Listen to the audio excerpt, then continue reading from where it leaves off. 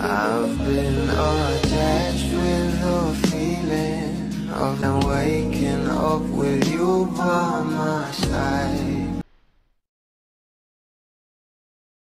Sa bawat projects at endorsement nga ang natatanggap ng ating couple ay palagi nga itong trending at pinag-uusapan dahil na nga rin sa galing nila bilang aktor at aktres na kung saan ang kanilang chemistry ay talaga namang tunay na tunay at ang lakas nga nito.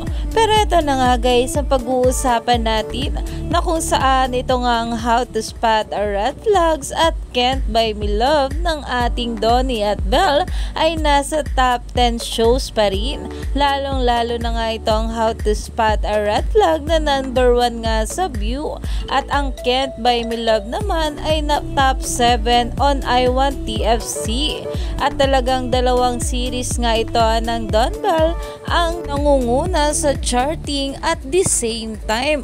Phenomenal things nga raw ito ayon pa sa nag-post dahil talaga namang itong ating Donnie at Belle sila nga ang dyan phenomenal love team na talagang marami nga ang sumusuporta kaya naman kahit anong projects ang bigay sa kanila ay talaga namang nag-trending at pinag-uusapan dahil na nga rin sa ganda nito at sa galing nga ng ating Donnie at Belle. Kaya naman stay tuned lang tayo for more update kala Donnie at Belle sa mga susunod pa na ayuda.